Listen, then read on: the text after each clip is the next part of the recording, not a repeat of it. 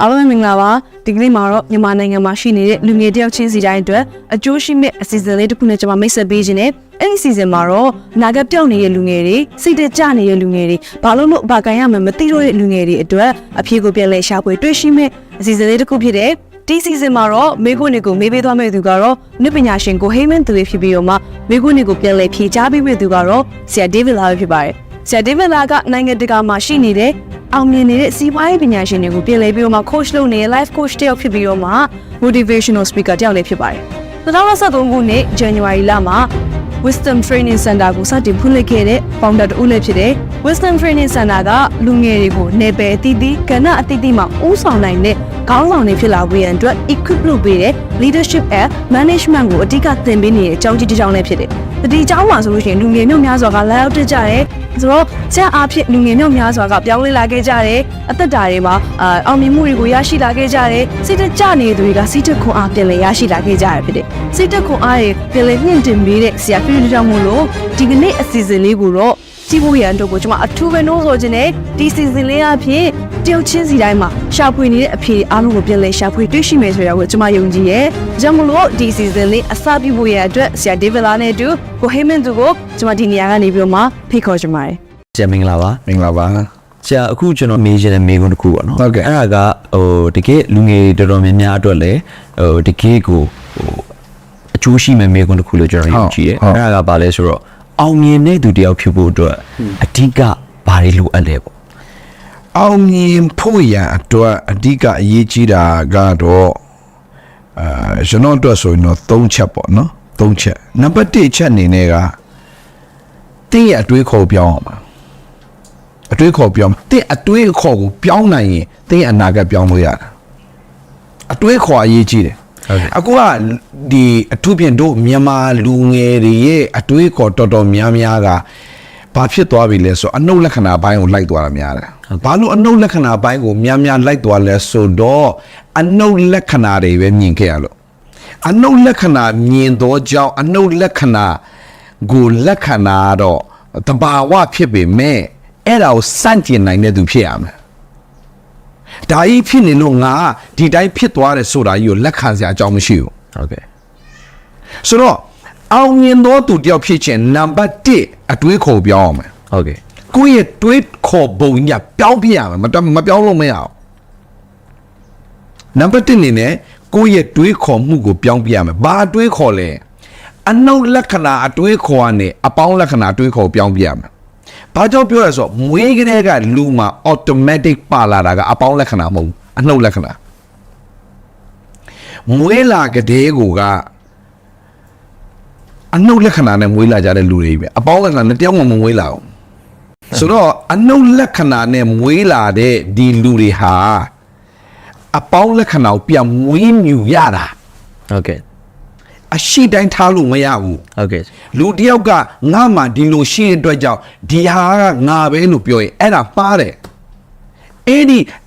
ကိုယ့်ရဲ့အရှိအတိုင်းကိုကိုကနေပြီးတော့မှငါ့ကိုဒီအရာမတိုးတက်စေဘူးဆိုရင် I have to change my mind ဒီအတွေးခေါ်ငါ့ကိုမတိုးတက်စေဘူးဆိုရင်ငါပြောင်းရမှာကငါရဲ့အတွေးခေါ်ဖြစ်တယ်လူတယောက်ကကြီးမားသောပြောင်းလဲမှုတစ်ခုကိုသူ့ဘဝမှာမြင်တွေ့ခြင်းနဲ့ဆိုရင်အခုပြောနေတဲ့အရာက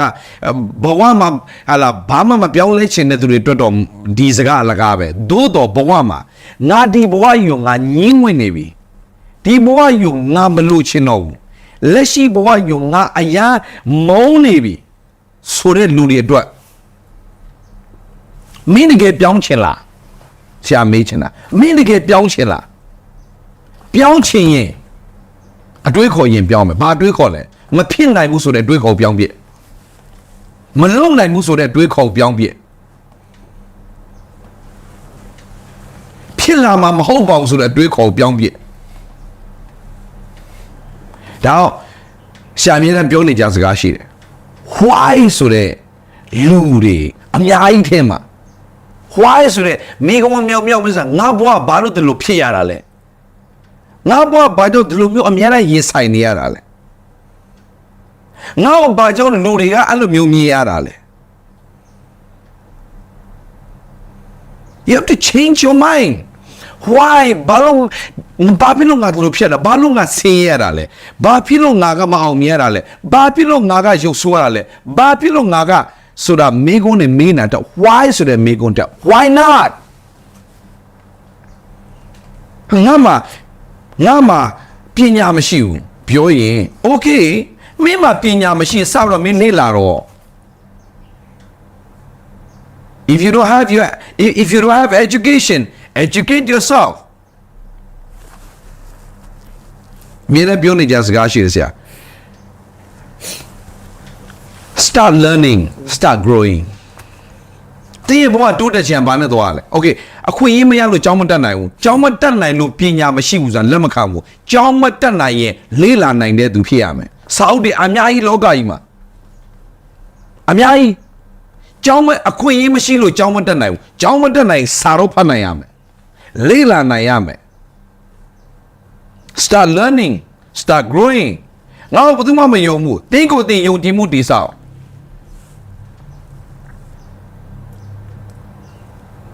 ငါဘာမှမလုပ်နိုင်ခဲ့ဘူး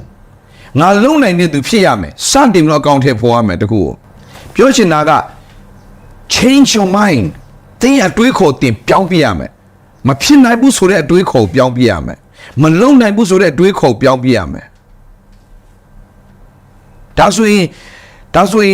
ဆရာကျွန်တော်ဘယ်ကနေစလုပ်ရမှာလဲအကြီးချက်ချင်းစလုပ်လို့မရဘူး step by step အငယ်တင်းငယ်တဲ့အမှုလေးနဲ့စလုပ်ရတယ်ဘယ်လိုလဲဆရာရေးတိုင်းကြီးတစ်ခုဟာဝုန်းနဲ့ချက်ချင်းပြည့်မှာမဟုတ်ပေမဲ့တွားထင်သေးလို့မရရေတစ်စက်ကလေးကိုအဲ့ဒီရေတစ်စက်လေးကကြာလိုက်ရေတိုင်းကြီးပြည့်ကိုပြည့်တယ် wow live ကဒီလိုမျိုးပဲတိဆောက်သွားရတယ်ဒီလိုပဲတိဆောက်သွားရတယ်ဒါပေမဲ့တစ်ခုလို့ရှိတယ်ကိုယ့်ရဲ့ live ကြီးကိုစိတ်တက်ကြတော့ကြာတော့မနေနဲ့အင်မတန်ကြောက်ရှာကောင်းတယ်ဘာနဲ့တူလဲဆိုရင်ဒီရေခွက်လေးနဲ့အခုပြောပြချင်တယ် ဟုတ်ကဲ့ အခုဒီရေခွက်လေးကပေါ့လေးဆရာအတွက်ဟုတ်နော်ဒီခွက်ပေါ့လေးပဲဒီရေခွက်ထဲမှာရှိတဲ့အရာတွေအားလုံးအနှုတ်လက္ခဏာတွေပဲဆိုပါစို့မဖြစ်နိုင်ဘူးမလုံနိုင်ဘူးရမှာမဟုတ်ပါဘူးငါကဘယ်တော့မှဒီလောက်ထိပညာမှမရှိတာငါဘလို့လုံနိုင်မှာလဲဆိုတော့အနှုတ်လက္ခဏာတွေပြည့်နေရေခွက်လေးတစ်ခွက်ဆိုပါစို့ ဟုတ်ကဲ့ ချက်ချင်းဒီလိုမျိုးခဏကင်ထားလို့တော့ဘာမှမဖြစ်ပေမဲ့ဒီရေခွက်ကိုဒီတိုင်းပဲတရက်လုံးကင်ထားရင်ဘာဖြစ်သွားမှာထင်လဲလေဖြတ်သွားလိမ့်မယ်ဒီတေးလေးဆိုပြီးတော့မှတွားခင်သေးလို့မရဘူးဒါလေးကတော့ဟာလာဒီရေခွက်လေးပါပဲဒီရေခွက်လေးကဒီကပေါ့လေးပါဟုတ်တယ်ခဏတော့ပေါ့ပြီမယ်တရက်လုံးကင်ထားရင်24နာရီကင်ထားရင်ကျင်းသေးတယ် medical science အကုန်သွားမေးကြည့်ဒီရေခွက်လေးကိုတရက်လုံးဒီတိုင်းကင်ထားရင်ဒီလက်တစ်ခုလုံးဟာလှုပ်လို့မရပဲနဲ့လုံးဝလက်သေးသွားလိမ့်မယ်လေးတောင်ဖြတ်သွားနိုင်တယ်ဘာပြောချင်တာလဲကိုကမဖြစ်နိုင်ဘူးမလုံနိုင်ဘူးဆိုတာကိုရေရှည်ဆွဲလန်းထားတာများရင်မကြခင်မှာအချိန်တစ်ခုကြာလာတာနဲ့အမျှဘာတင်လိုက်ပါသေသွား ပြီးပါဦး တော့မဖြစ်နိုင်ဘူးဆိုတဲ့တွေးခေါ်ကြီးကိုရေရှည်မထားပါနဲ့မဆွဲကင်ထားပါနဲ့ yeah မဆွဲကင်ထားပါနဲ့သွန်ချဖြစ်ပါမွေလက်ပြောင်းဖြစ်ပါ change your mind သွန်လိုက် negative တွေသွန်လိုက် positive ပြန်ကင်လိုက်ဖြစ်နိုင်ရမယ်လုံနိုင်ရမယ် why ဆိုတာနဲ့ why not that's it why not လူပြမလုံနိုင်ဘူးပြောတယ်ငါတနေ့လုပ်ကိုလုပ်ပြမယ်ဖြစ်ကိုဖြစ်ရမယ်အခွင့်အရေးမရှိဘူးအခွင့်အရေးမရှိတော့ညာလဲပဲလူတစ်ယောက်ဟာ commitment နဲ့ consistency ခုနကဖြေခဲ့တဲ့မိကွန်းတိုင်အောင်မြင်ခြင်းဆိုတာပါလဲဆရာအောင်မြင်ခြင်းဆိုတာက commitment နဲ့ consistent ရဲ့ရလကတန်တိတ်ထိုင်ချရတဲ့အရာတခုကို design မမတ်လှုပ်ဆောင်သွားခြင်းဤရလက်ဒီအောင်မြင်ခြင်းဖြစ်ပါသည်လို့ဆရာတိပ္ပလာတိတ်ပဲဖွင့်ပါတယ်အဲ့ဒါအောင်မြင်ခြင်းဟုတ်ပြီအောင်မြင်တော့သူတယောက်ဖြစ်လာဖို့ရဲ့အတွက်ကနံပါတ်1အနေနဲ့ပြောင်းအောင်မှာတင်းရဲ့စိတ်ဓာတ်ကိုတင်ပြောင်းပြရမယ်မဖြစ်နိုင်ဘူးဆိုတဲ့တွေးခေါ်ပြောင်းပြလိုက်တော့မဖြစ်နိုင်ဘူးဆိုတဲ့တွေးခေါ်ပြောင်းပြလိုက် why not ဘာလို့ဖြစ်နိုင်အောင်မလဲ why not ဘာလို့မလုပ်နိုင်အောင်မလဲ why not ဘာဖြစ်လို့မသွားမှန်ရမှာလဲ why not ဘာဖြစ်လို့ငါဒီတောင်မကြော်နိုင်ရမှာလဲ why not ငါဘာဖြစ်လို့ငါကမကြမ်းမာရမှာလဲငါကြမ်းမာတဲ့သူကြောင့်ပြန်ဖြစ်ကိုဖြစ်ရမယ်စိတ်ဓာတ်မိတ်ဆွေတယောက်ကသူ့ရဲ့သူ့အဖေအကြောင်းပြောပြတယ်သူ့ဖေကစိတ်တပိုင်းဆိုင်အောင်အရာပြုစုတဲ့သူတယောက်ဖြစ်တယ်သူ့ဖေက open heart surgery လုပ်ရတယ် open heart surgery နော်ဒီနှလုံးကို तू ကလုံးဝ open လုပ်လိုက်ပြီးတော့မှ तू ကခွဲစိတ်ကုသရတယ်ဒါနဲ့ဆရာကပြောတယ်မင်းဖေကတဲ့တနေ့လောက်ထိတော့မင်းဖေကဘာမှလုံးနိုင်တော့မှာမဟုတ်တယ်ဒါပေမဲ့သူ့ဖေက golf ရိုက်တာအယဝါဒနာပါတယ်တနေ့လောက်မင်းဖေ golf ရိုက်လို့မရတော့ဘူးတဲ့ဒါနဲ့သူ့အဖေကို तू ကသူ့အဖေကသူ့ကိုဘာပြောလဲဆိုတော့ငါသားတဲ့တနေ့ထိတော့ငါမစောင့်နိုင်ဘူးနဲ့ငါအဲ့ရပေါ်မှာတနေ့လုံးလူယောဂသိလို့ငါမနေနိုင်ဘူးတဲ့ငါရဲ့ golf တန်နဲ့ငါရဲ့ golf shoe ကိုမင်းငါမြင်ရတဲ့နေရာမှာထားပေးတဲ့မနဲ့ထားတာနဲ့ तू အမြဲတမ်းသူ့ရဲ့ mind ကို तू change လုပ်တယ် reprogram your mind ဆိုအဲ့ဒါ तू အမြဲတမ်း reprogram တနည်းပြောရင် computer ကအမြဲတမ်း upgrade လုပ်နေရတယ်လို့ကိုယ့်ရဲ့ mind ကိုလည်း upgrade လုပ်နေရတယ်ဒီ mind ကအဓိကပဲဒီ mind ကဒီအတွေးခေါ်ကကိုဘဝကြီးအတွက်အရေးကြီးဆုံးပဲအတွေးခေါ်ပြောင်းရင်အနာဂတ်ပြောင်းတယ်ဘဝပြောင်းသွားတယ်အောင်မြင်မှုတွေပြန်ရလာတယ်သူ့ဖေကမနဲ့ထတာနဲ့သူ golf shoe နဲ့ golf တန်ကိုကြည့်တော့ဘာပြောလဲငါမကြခင်ငါပြန်မလို့ကစားမယ်ငါသားသူတောက်သူမြဲလည်းပြောတယ်မကြခင်ငါ golf ပြန်ကစားမယ်မကြခင် golf ပြန်ကစားမယ်တနှစ်စောင့်ရမယ်လူသည်2လခွဲနဲ့ golf ပြန်ရိုက်နိုင်တယ် wow 2လခွဲနဲ့ golf ပြန်ရိုက်နိုင်တယ် why ဒီ mindset ကခန္ဓာကိုယ်တောင်မှခန္ဓာကိုယ်ထဲမှာရှိတဲ့ကလေးစားတွေတောင်မှပြောင်းလဲနိုင်တယ်ဆိုတာကိုဆရာဝန်တွေကတွက်ချက်ရသိရှိရပါတယ် wow အတွေ့ခေါ်မှုဆိုဘယ်လောက်ထိကြောက်စရာကောင်းလဲစိတ်ထောင်းရဲ့ကိုကြည့်တယ်တဲ့စကလုံးကရှိတာပဲအဲ့ဒါအနုလက္ခဏာပဲလိုက်သွားလို့ဒါဆိုရင်စိတ်ကောင်းရင်ကိုကောင်းတာပေါ့စိတ်ကောင်းရင်ကိုထူတာပဲဟုတ်လားစိတ်ကောင်းရင်ကိုထူမယ်ထူထောင်တော့ပြဖြစ်လာမယ်ဟုတ်ကျမ်းမာလာမယ်အောင်မြင်လာမယ်နံပါတ်1အနေနဲ့တင်းရဲ့တွေးခေါ်ပြောင်းပါမဖြစ်နိုင်ဘူးဆိုတဲ့တွေးခေါ်အမိုင်ဘုံနဲ့ထည့်လိုက်ဖြစ်ကိုဖြစ်ရမယ်ဆိုတဲ့တွေးခေါ်ပြန်ထားဖြစ်ကိုဖြစ်ရမယ်ဆိုတဲ့တွေးခေါ်မဖြစ်နိုင်တဲ့အခြေအနေထဲမှာမျောလင့်တတ်တဲ့သူဖြစ်ပါစေ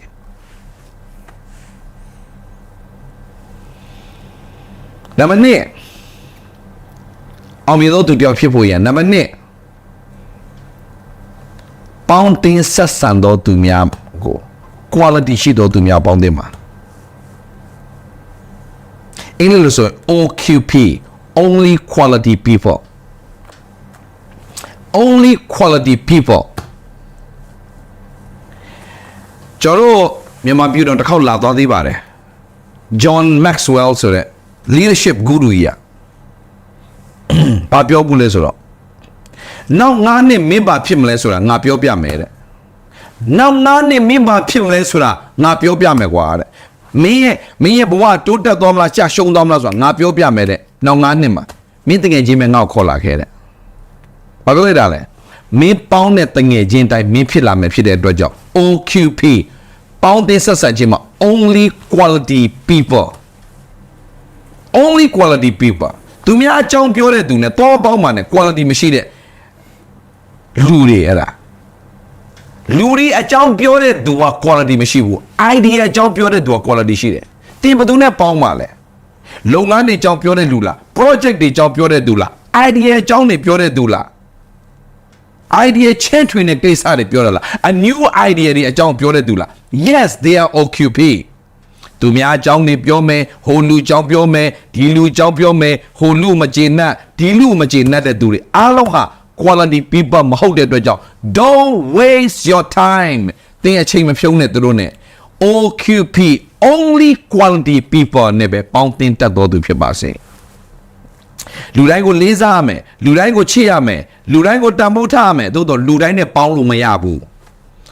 only quality people သင်ကို idea ပေးနိုင်တဲ့သူနဲ့ပဲပေါင်းတော်သူဖြစ်ပါစေသူများအကြောင်းတွေကိုလက်ဆင့်ကမ်းတည်လာတဲ့လူတွေနဲ့လုံးဝမပေါင်းပါနဲ့သင်အချိန်ကုန်တယ်ဘယ်တော့မှတိုးတက်မဲ့သူမဟုတ်ဘူးဆိုပြန်ပြောမယ်နံပါတ်1အတွေးခေါ်အနှုတ်လက္ခဏာအတွေးခေါ်တယ်အကုန်လုံးမှပုံနဲ့ထည့်ပါအပေါင်းလက္ခဏာအတွေးခေါ်မွေးမြူတော်သူဖြစ်ပါစေအဲ့ဒါအောင်မြင်ချက်လှုပ်ဝက်ချက်နံပါတ်1ဘာကြောင့်လဲဆိုတော့sorry ဘာဖြစ်လို့လဲဆိုတော့မွေးလာကလေးကလူတွေအားလုံးကအပေါင်းလက္ခဏာမွေးလာသူတယောက်မှမရှိဘူးအနှုတ်လက္ခဏာနဲ့မွေးလာတဲ့သူတွေပဲဖြစ်တဲ့အတွက်ကြောင့်အနှုတ်လက္ခဏာဆိုတော့မွေးမြူစရာမလိုပဲ automatic ပါလာပြီးသားပြန်မွေးမြူရတာအပေါင်းလက္ခဏာဖြစ်တဲ့အတွက်ကြောင့်အပေါင်းလက္ခဏာမွေးမြူတတ်သောသူဖြစ်ပြီးအပေါင်းလက္ခဏာနဲ့အမြဲတမ်းကိုယ် mind ကိုပြန် set လုပ်တတ်သောသူဖြစ်ပါစေ reset your mind ဆိုအဲ့ဒါကိုပြောတာreset your mind ကွန်ပျူတာတစ်ခုလိုပဲကိုဘာ program လုပ်ထားလဲအဲ့အတိုင်းပဲအဲ့ဒီ program မှာ like အဲ့ဒီကွန်ပျူတာ like လုပ်ပေးတာကွန်ပျူတာဆိုဘာလုပ်တာလဲကိုက program တွင်းထားတယ်အဲ့ program တိုင်းသူအလုပ်လုပ်တယ် that's it the same thing တင်းရဲ့အထင်းမှာတင်ဘာတွင်းထားလဲအဲ့တွင်းတဲ့အတိုင်းပဲတင်းရဲ့ life ကို तू ကလိလုပ်သွားတာ so သတိထားပါ change your mind Number 1, number 2, OQP, only quality people. Quality နဲ့ပဲပေါင်းပါသူများကြောင့်ပြောလို့သူက quality လုံးဝမရှိဘူးလူတွေအကြောင်းပဲပြောနေလူတွေမကျေနပ်တဲ့အကြောင်းတွေဟိုလူအကြောင်းပြောဒီလူအကြောင်းပြောလူတွေအကြောင်းပဲသိသွားရင်ကိုမတိုးတက်ဘူး idea အကြောင်းများများသိလာတယ်လို့ idea တွေ project တွေ a new idea တွေအဲ့ဒါသိလာပြီဆိုအဲ့ဒီလူကအဲ့ဒါတကယ် quality people တော့တင်ရ quality တမဟုတ်လားကိုပြန်စမ်းစစ်ငါဘသူ့အကြောင်းနေပြောနာလဲငါဘာအကြောင်းပြောနာလဲဘသူ့အကြောင်းပြောနာလဲလူတွေအကြောင်းပြောနေတဲ့တင် quality မရှိဘူး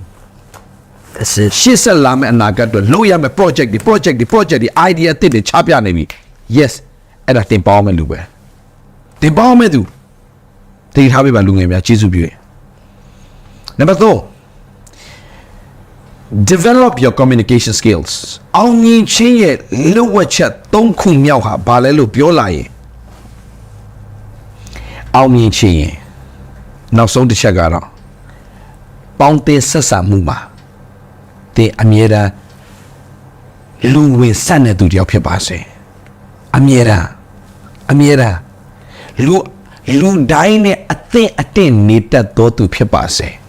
ဟိုလူနဲ့အစမပြေဒီလူနဲ့အစမပြေဟိုလူနဲ့ပေါင်းလို့မရဒီလူနဲ့ပေါင်းလို့မရ no develop your communication skills လူငယ်လျောက်ပေါင်းတင်တတ်မယ်လူကြီးလျောက်ပေါင်းတင်တတ်မယ်လူလက်ပိုင်းလျောက်ပေါင်းတင်တတ်မယ်အထလွှာကိုလည်းအထက်လွှာနဲ့ပေါင်းတင်တတ်တယ်လို့အလားလူအလေရာလွှာကိုလည်းအလေရာလွှာနဲ့ပေါင်းတင်တတ်မယ်အော်ချိုးတဲ့အလွှာကိုလည်းချိုးတဲ့အလွှာနဲ့ရှင်လို့ပေါင်းတင်တတ်ရင်တင်ကအလွှာအတီးတီးမှာအလုံးလုံးတတ်တော်သူဖြစ်လာတော့ကြောင့်တင်ရဲ့လုပ်ငန်းဟာအလွှာအတီးတီးမှာရှိနေလိမ့်မယ်အလွှာတစ်ခုတည်းမှာပဲတင်နေလို့မရအောင်တင်အလွှာအတီးတီးမှာတင်ဝင်ဆန့်တော်သူဖြစ်ဖို့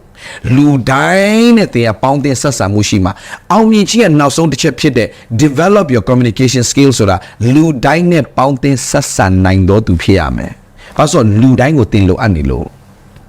လောကကြီးမှာတယောက်တည်းထီနေလို့မရအောင်လူတိုင်းကသူ့တန်ဖိုးနဲ့သူရှိတဲ့အတွက်ကြောင့်ဟိုလူကတော့ငါ့အတွက်တန်ဖိုးရှိတယ်ဒီလူကငါ့အတွက်တန်ဖိုးမရှိတော့ပြောလို့မရအောင်လူတိုင်းဟာသူ့တန်ဖိုးနဲ့သူရှိတယ်လူတစ်ယောက်ကတဒေါင်းစားပဲဖြစ်နေပါစေသူကတန်ဖိုးမရှိလို့တဒေါင်းစားဖြစ်နေတာမဟုတ်ဘူး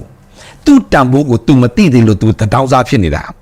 तू ဘာလုံနိုင်လဲဆိုတာကလူတစ်ယောက်ကကိုလုံနိုင်တယ်ဆိုတာထက်ကိုပူလုံနိုင်တဲ့သူတစ်ယောက်ဖြစ်တယ်ဆိုတာကိုလူကမသိသေးတာလူတစ်ယောက်ကပြောလိုက်မယ်ဟာဟိမင်းသူမင်းကတော့ဒီလောက်လုံနိုင်တယ်လို့ပြောလိုက်သူများပြောတာထက်တင်ဆယ်ဆပူလုံနိုင်တဲ့သူတရားဖြစ်ပြီးသား wow yeah လုံနိုင်တဲ့သူဖြစ်ပြီးသား wow တော့ကိုကအမြဲတမ်းလို့ဘာလို့တက်ဖို့လို့ဆိုလူတိုင်းနဲ့ကိုမထင်မှတ်ထားတဲ့လူတစ်ယောက်ကနော်ကိုမထင်မှတ်ထားတဲ့လူတစ်ယောက်ကကိုအတွက်အကျိုးရှိဆုံးလူတစ်ယောက်ပြန်ဖြစ်နိုင်တယ် ဒီလူကဘာမှမဟုတ်ပါဘူးကွာလို့ပြစ်ပယ်ထားပေမဲ့အဲ့ဒီလူကိုတန်ဖိုးမြင့်တင်ပေးနိုင်ရင်အဲ့ဒီလူကကိုယ့်အတွက်တန်ဖိုးရှိတဲ့သူပြန်ဖြစ်လာပြီကိုကအောင်မြင်သွားပြန်အောင်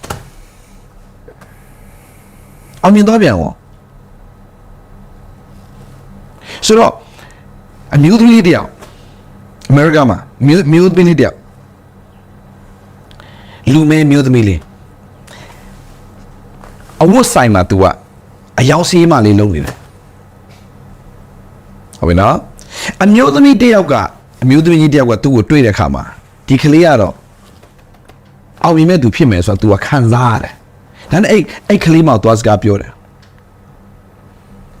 ကလေးမောက်သွားစကားပြောတယ်မင်းတနေတဲ့ဒီနိုင်ငံရဲ့မေဖြစ်လာလိမ့်မယ်တဲ့ဟာသူ့ကိုတော့ तू မယုံနိုင်ဘူးဒါပေမဲ့ငါပြောတာယုံပေးပါနင်မေဖြစ်လာမယ်ဖြစ်တဲ့အတွက်ကြောင့်မေဖြစ်ဖို့အတွက်မင်းစူးစမ်းပါလို့ပြောတယ်အဲ့ရနေစပြီးအဲ့ဒီအဖွားကြီးစကားကို तू နားထောင်ပြီးတော့မှ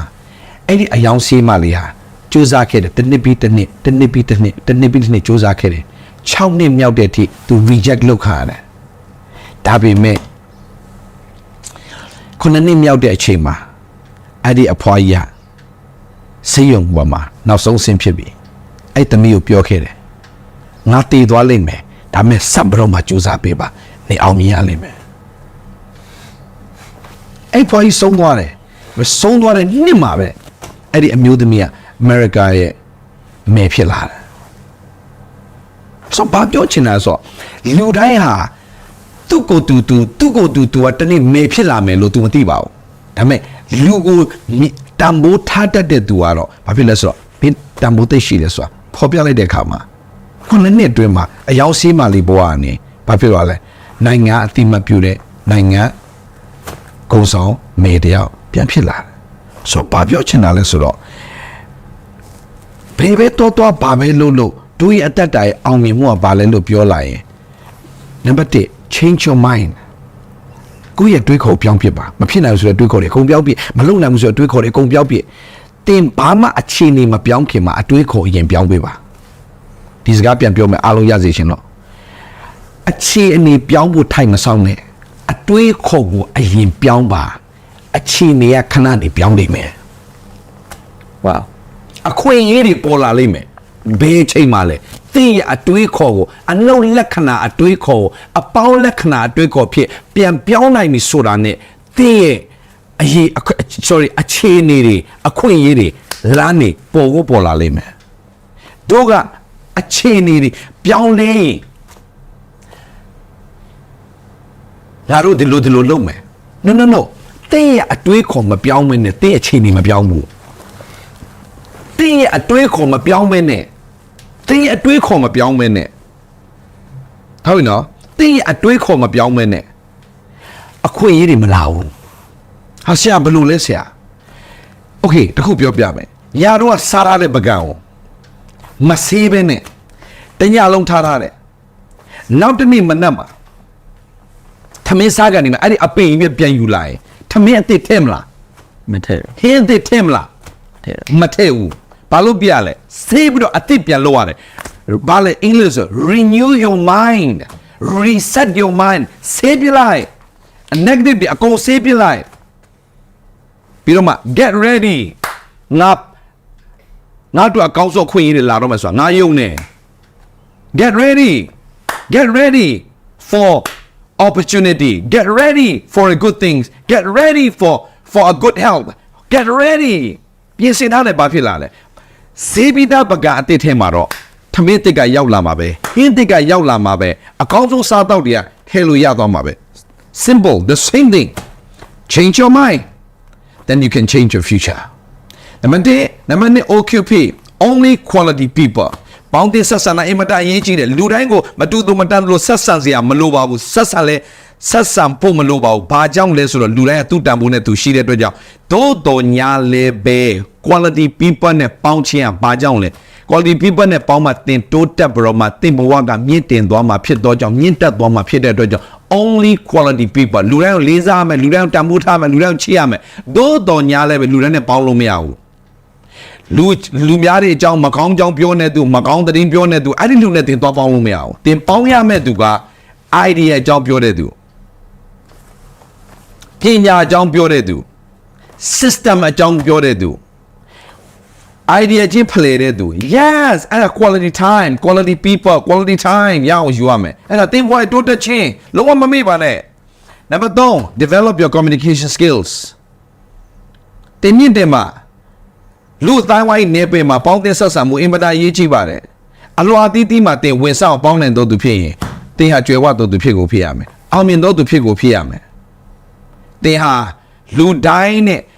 လက်လက်မီပေါင်းတင်ဆက်ဆံနိုင်တော့ကြောင့်အတိုင်းဝိုင်းအများကြီးနဲ့တင်ဟာဟလာလူမှုဆက်ဆံရေးမှာတင်ဟာကျဲပြန့်တော့ကြောင့်တင်ဟာမီလီယံဖြစ်ဖို့ရန်အတွက်တင်ဟာလက်တကန်းလေးမှာပဲရှိတော့တယ်ဆိုသဘောပေါက်ဖို့လိုတယ်ဒါကြောင့် develop your communication skills အမြဲတမ်းတင်ပေါင်းတင်ဆက်ဆံခြင်းကိုအထိုက်အလျောက်အသင့်လူတိုင်းနဲ့ပေါင်းတင်ဆက်ဆံခြင်းကိုရအောင်တင်ယူရင်တင်ရဲ့နေပယ်ပိုးကျပြန့်လာပြီးတင်ရဲ့လုပ်ငန်းကိုတင်ရဲ့အများကြီးချဲ့ထွင်လို့ရတဲ့သူဖြစ်လာလိမ့်မယ်ဒီ၃ချက်ကိုတော့အောင်မြင်သောသူတယောက်ဖြစ်ဖို့ပြင်ဆင်ရမယ့်ချက်၃ချက်လို့ရှာနေနဲ့တူတူနဲ့လိုရင်းပြောပြချင်ပါတယ် ဟုတ်ကဲ့ဆရာဖြည့်ပြီးသွားတဲ့ပုံမှာလည်းကျေးဇူးအများကြီးတင်တယ် ဟုတ်ကဲ့ ဆရာတကယ်လေကျွန်တော်တို့ဒီအောင်မြင်တဲ့သူတယောက်ဖြစ်ဖို့အတွက်လိုအပ်တဲ့အရာတွေကိုဆရာကဟိုတူတူနဲ့လိုရင်းပြောပြီးမှပြည့်ပြည့်စုံစုံပဲဆရာတေချာလဲနားလဲသွားတယ်အဲ့တော့ဒီကြီးရှိနေတဲ့လူငယ်တွေလည်းတကယ်ကိုဆရာပြောတဲ့အဖြေတွေကနေပြီးတော့တခုခုသူတို့တက်တာထဲမှာလည်းရရှိမယ်လို့ကျွန်တော်ယုံကြည်ပါတယ်ဆရာအဲ့တော့ဒီမင်းကွန်းအတွက်ဆရာကိုကျေးဇူးအများကြီးတင်ပါတယ် You're welcome